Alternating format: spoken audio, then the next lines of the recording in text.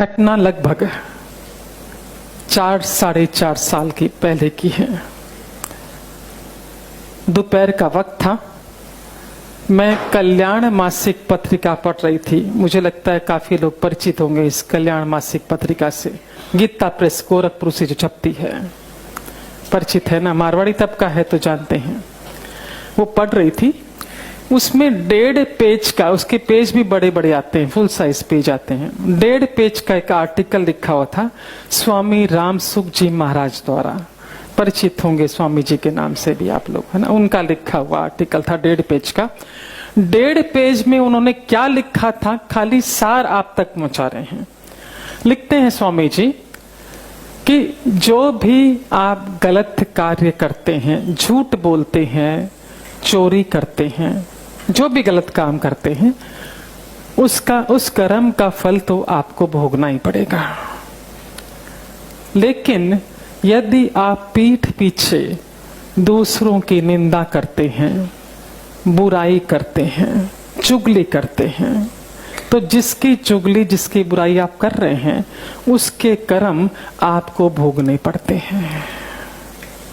मत करो चुगली, निंदा, बुराई पीठ पीछे। अपने ही कर्म कम है क्या भोगने के लिए, जो दूसरों के भी अपने माथे मढ़ते हो, मत करो। और अंडरलाइन के साथ लिखा था, ये रब कर दो, देख, कि मात, पिता, गुरु और संत। अंडरलाइन मालूम है किसको बोलते हैं? मोटे अक्षर अंडरलाइन, इसलिए कि ध्यान आकर्षित हो, हम उस पर फोकस कर सके। लिखा था कि माता, पिता, गुरु और संत, इनकी तो गलती से भी बुराई ना करें। पता नहीं चुकाने के लिए कितने जन्म लेने पड़ेंगे, और मनुष्य जन्म दोबारा नहीं मिलने वाला। पता नहीं कीड़े मकोड़े जानवर किस योनि में जाओगे और उन कर्मों को भोगोगे। तो निंदा, चुगली, बुराई ना करें। 1.5 पेज का आर्टिकल सिर्फ इसी पर था। हमने उसे पढ़ा, पर समहाउ इतना गौर नहीं किया, इतना ध्यान नहीं गया हमारा।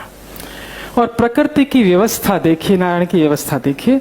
ठीक दूसरे दिन की बात, हमारा मुंबई गोरेगांव गोकुल धाम में सेंटर चलता है सुबह 11 से एक नियमित, जहां एक्यूप्रेशर, रेकी, अन्य अल्टरनेटिव हीलिंग थेरेपी के माध्यम से रोगियों को ठीक किया जाता है। दूसरे दिन की बात, 11 बजे सेंटर खुलता है।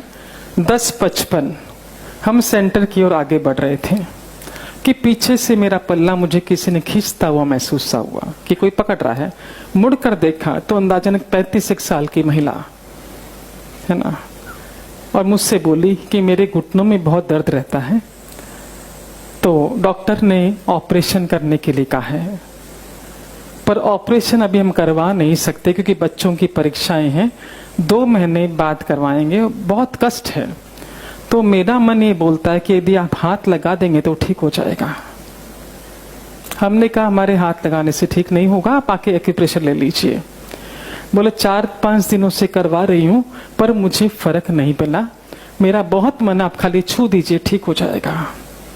वो जिस तरह से बोल रही थी, हमने कन्विंस करना चाहा कि भाई हमारे हाथ लगाने से नहीं होगा, पर जो जिस भाव से वो बोलती जा रही थी, लिटरली गिड़गिड़ा रही थी, हमने कहा ठीक है तुम कैबिन में आ जाओ।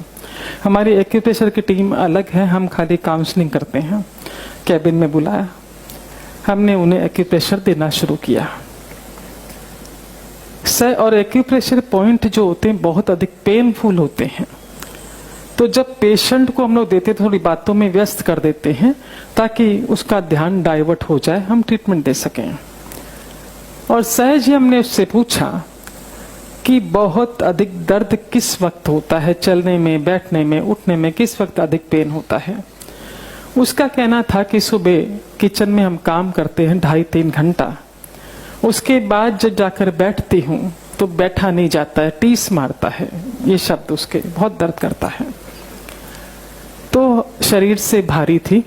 हमने उससे कहा तुम 2.5-3 घंटे लगातार खड़ी रहती हो, एक सत्र, तो अच्छे अच्छे व्यक्तियों को दर्द होगा, तुम्हारा तो वजन भी अधिक है, तो 15-20 मिनट काम करो, फिर 5-7 मिनट बैठो, वापस काम करो, ताकि घुटनों को आराम मिले, सारा वजन तुम्हारा उस पर पड़ता है। बोला कैसे बैठ सकती हूँ सुबह के वक्त, पानी भी उसी वक्त आता है, बच्चों का भी टिफिन होता है, इनका भी टिफिन होता है, अकेले मुझे सारा काम करना पड़ता है। और साथ ही साथ सासू माँ के बारे में बोलना शुरू कर दिया।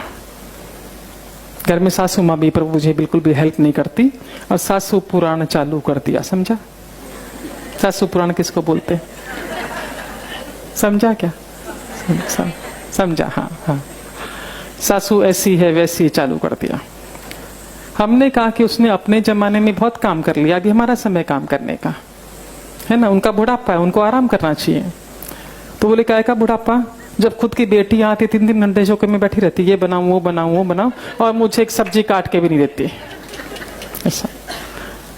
और बोलना शुरू था सासू माँ के बारे में, और एक का एक क्लिक हो गया कि कल तो हमने स्वामी जी के उसमें सुना है, पढ़ा है कि निंदा नहीं करनी चाहिए, और ये तो माता जी की, सासू माँ की निंदा कर रही है, तो कहीं ऐसा तो नहीं उनके कर्म भोग रही हो। सहज ही भाव आया, मन में आया कि एक्सपेरिमेंट करके देखते हैं। हमने उससे कहा कि हम एक शर्त पर तुम्हारा इलाज करेंगे, क्योंकि बातों बातों वो मुझे बोल चुकी थी कि दिन भर सासू माँ से मैं इतनी परेशान रहती हूँ, क्योंकि वो कुछ काम नहीं करती। रात को जब ये आते हैं उनके बेटे को बहुत सुनाती, तुम्हारी माँ ऐसी, तुम्हारी माँ ऐसी, तुम्हारी माँ ऐसी है। दिन भर में जो माँ करती है उसको सारी निंदा रात को हस्बैंड के सामने। हमने उससे कहा कि एक शर्त पर तुम्हारा इलाज हम खुद करेंगे कि तुम्हें सासू माँ की निंदा बंद करनी होगी और उनकी बड़ाई करनी होगी। बोली बड़ाई हमसे नहीं होगी, क्लियर बोल दिया है ना, निंदा भी सोचना पड़ेगा। मैंने कहा फिर हम इलाज नहीं करने वाले, क्योंकि हमको तो एक्सपेरिमेंट करना था। बोले ठीक है, निंदा नहीं करेंगे, पर बड़ाई हमसे नहीं होगी, क्लियर बोल दिया। सेकेंड डे आई, कुछ परिवर्तन नहीं था, पेन एज इट इज था, पर उसे मन में एक संतोष था कि हम कर रहे हैं तो ठीक हो जाएगा। हमने आते से पहला प्रश्न पूछा, कल निंदा करी क्या? बोला यहां तक आया। उसी ने जो एक्शन किया, पर हम नहीं बोले क्योंकि आपका डर था कि आप इलाज नहीं करोगे। और हमने उससे ये भी कहा था कि तुम तो करोगे नहीं निंदा, और यदि हस्बैंड भी करेगा माँ के बारे में कुछ तो आपको सुनना भी नहीं है। बोले नहीं वो तो नहीं करते, मैं ही करती हूँ। मैंने कहा चलो एक पक्ष है।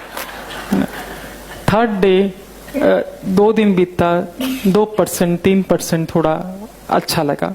चौथे दिन बहुत खुश होकर आई, वेरी हैप्पी। आते से मुझे बोली कल जो पॉइंट आपने दिया था ना वो आज भी देना। मैंने कहा उससे बहुत आराम मिला क्या? बोले नहीं, घुटनों में उतना फर्क नहीं है, पर बरसों बाद मुझे बहुत अच्छी नींद आई। जो कॉलेज के जमाने में सोती थी, सुबह उठती थी, और कई समय से मैं साउंड स्लीप नहीं सोई हूं। मेरे को बहुत पड़ी, मैं 10 बजे बिस्तर पड़ी, से 6 बजे उठी, मुझे बहुत अच्छा लग रहा, नींद बहुत अच्छी हुई। तो जो पॉइंट आपने कल दिया था आज भी देना। हमने कहा 4 दिन से वही दे रहे हैं आपको, है ना, पॉइंट वही है, पर हो सकता है तुमने अपनी दिनचर्या में कोई परिवर्तन किया हो तो बताओ, उसका असर होगा कि नींद तुमको अच्छी आई है। उसने चीजें बताई दिन भर में क्या किया। उसमें से एक चीज हमने पकड़ी, वो ये कि उसने कहा कि रात को हमने खाने में कैरी की लुंजी बनाई थी। लुंजी मालूम है क्या मारवाड़ी, है ना? हाँ। और पति को और बच्चों को लुंजी बहुत अच्छी लगी, खाते खाते बहुत बड़ाई कर रहे थे। तो मेरे मुंह से सहज निकला कि मेरे पीहर में तो लुंजी बनती नहीं है, ये रेसिपी तो माँ की है, माँ जी की है ना। उनसे सीख के मैंने बनाया। माँ जी टेबल पर ही थी, बड़ी खुश हुई। मैंने उनसे कहा देखो वो उसकी आत्मा को खुश किया ना, वो वाइब्रेशन से आपको नींद अच्छी आई। अब चूंकि थोड़ा उसे अच्छा महसूस हो रहा था तो मुझसे बोली अभी आप जो बोलोगे वो करने को तैयार हूं, बस मुझे ठीक कर दो। हमने कहा सासू माँ की बड़ाई कर दो। बोला करेंगे क्योंकि स्वाद आ गया था स्वस्थता का, है ना। उसने लिया लगभग 14 दिन पूरी तरह ठीक होने में, है ना। इस बीच उसका डॉक्टर के साथ भी अपॉइंटमेंट था, क्योंकि ट्रीटमेंट तो चल ही रहा था डॉक्टर के साथ। वो मिलने के लिए भी गई थी। डॉक्टर ने रिपोर्ट्स देखी और कमरे में चलते हुए उसे आते हुए देखा। डॉक्टर ने क्या कहा पता है? कि तुम्हारी रिपोर्ट्स कहती है कि तुम्हें ऑपरेशन की जरूरत है, पर तुम्हारी चाल बता रही की जरूरत नहीं है। यदि दर्द नहीं है तो ऑपरेशन की जरूरत नहीं है, अभी रुकते हैं, जब बहुत पेन होगा तब देखेंगे, फिलहाल नहीं करना है। तो जो थेरेपी तुम कर रही हो कंटिन्यू रखो।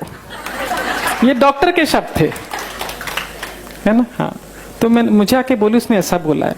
मैंने कहा, उसने कहा निंदा चुगली मत करो।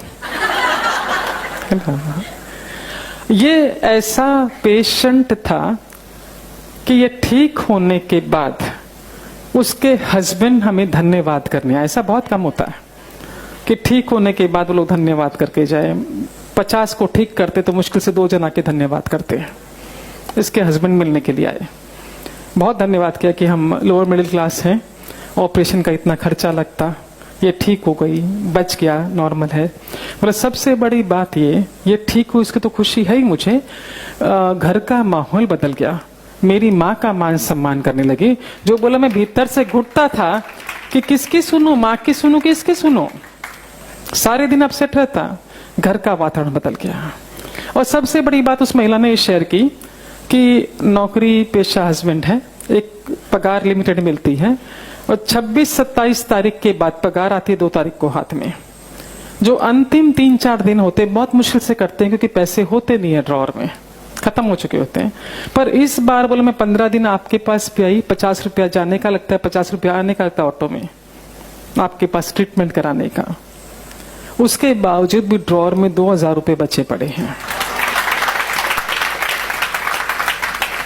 ये तो हमको भी बड़ा मजा आया रिसर्च करके।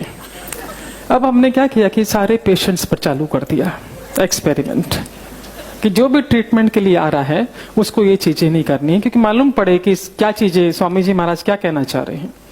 आप यकीन मानिए, मन से बोल रहे हैं, हीलिंग बहुत फास्ट होने लगी, बहुत फास्ट। जब 5-6 एक्सपेरिमेंट हो गए तो हमारा सत्संग चलता है बुधवार का, हर बुधवार 11 से 1, लगभग 400-500 लोग वहां आते, मेजर महिलाएं आती। हमने जो एक्सपीरियंस आपको सुनाया एज इट इज उनको सुना दिया कि आप लोग भी निंदा चुगली बुराई बंद कर दीजिए, दूसरों के कर्मा को भोगना पड़ता है हमको, है ना, ये बता दिया उनको। और जो आते हैं सत्संग वो इतने समर्पित भाव के कि जो कहते हैं उस पर पूरा फॉलो करते हैं। तो खाली 2 केस की यहां पर चर्चा करना चाहूंगी, क्योंकि केस तो बहुत ज्यादा है। निंदा चुगली बंद करने का क्या रिजल्ट है, 2 केस की आपको। एक हमारे पास थाना से साउथ इंडियन लेडी आती थी सत्संग में, आती है बीबी, उसका बेटा स्लो लर्नर, पूरी क्लास लिख ले, वो धीरे धीरे 10% लिख पाता था। कई थेरेपी वो करवा रही थी उसके ट्रीटमेंट के लिए, पर नतीजा नहीं आ रहा था। सत्संग में जब उसने सुना, सासू के साथ रहती थी, सासू भी घर में थी, और सासू का बिल्कुल भी मान सम्मान नहीं, बल्कि उसने जात सत्संग में जब सबका एक्सपेरिमेंट सुना, घर गई, सासू माँ से माफी मांगी कि मैंने आज तक जो गलत व्यवहार आपके साथ किया है वो अब से नहीं करूंगी, माफ कर दीजिए। और सासू माँ को मान सम्मान देना शुरू किया। वो लेडी आकर कहती है, जो लड़का मुश्किल से 35% आता था, आज की तारीख में ही वो ला रहा है 90%। सब जो धीरे धीरे उसकी जो लुस्नो फटाफट पिकअप करता करता आज की 4 साल पुरानी बात है ये, आज ये अवस्था है, 90+ ला रहा है। दूसरा केस, एक महिला ने कहा, शेयर किया कि उसका एक बेटे को ब्याया, बहू आई, और कुछ सासू माँ बेटे की नहीं बनी तो बिना बताए बेटा बहू घर से चले गए। कहाँ गए ये भी समाचार नहीं। उसने 2-4 बार हमसे आके कहा ये बात कि वो कहाँ गए मालूम नहीं है, और उनका कोई फोन भी नहीं आता है। हमने कहा उनका नहीं आता तुम कर लो। इसने करना शुरू किया, पर बेटा भी फोन काट देता, बहू भी फोन काट देती, कोई संपर्क नहीं। आके मुझसे बोले वो काट देता है फोन। हमने कहा अपनी प्रार्थना चालू रखिए और फोन करना चालू रखिए, किसी दिन तो उठाएगा वो। एक दिन उठाए, बेटे ने चिल्लाया जोर से कि क्यों परेशान कर दिया, तुमसे कोई संबंध ही नहीं है हमारा, छोड़ दिया। सत्संग में बैठी हुई थी, सोच रही थी कि मैं किसकी निंदा करती हूँ, क्योंकि लोग शेयर करते तो खुद को टटोला उसने। तो उसको एहसास हुआ कि शाम को जब राउंड मारने जाती है, सोसाइटी में वॉक करने जाती है, तो बिल्डिंग के सामने 8-10 महिलाएं घेरा बना के बैठती है, और जो महिला नहीं आती उसकी चर्चा। देख अपने आप ही बोला, मैंने तो कुछ बोला ही नहीं। सत्संग से जाने के बाद उसने कहा उन अपने ग्रुप को कि यदि देखो तुम लोग किसी की निंदा चुगली बुराई करोगे तो मैं तुम्हारे साथ नहीं बैठूंगी, मैं मेरा वॉक करूंगी, क्योंकि मैं सत्संग में बोला गया नहीं करना, दूसरों के कर्मों को अपने सर नहीं लेना है। तो महिलाएं हंसने लगी कि चुगली नहीं करेंगे तो टाइम पास कैसे होगा। बोला मुझे तुम्हारे साथ नहीं बैठना। बोला मैंने वॉक करना चालू कर दिया, माला करती वॉक करती। तीसरे दिन बेटे का फोन आता है, माँ कैसी हो।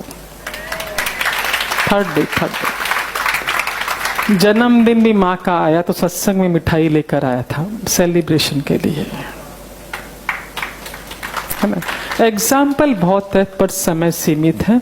हम विस्तार से चर्चा इस बात की करते हैं कि जब हम निंदा करते हैं तो कैसे कर्म हमारे माथे आते हैं। ये ध्यान से देख लीजिए, आपको कई प्रश्नों के उत्तर त्वरित मिल जाएंगे।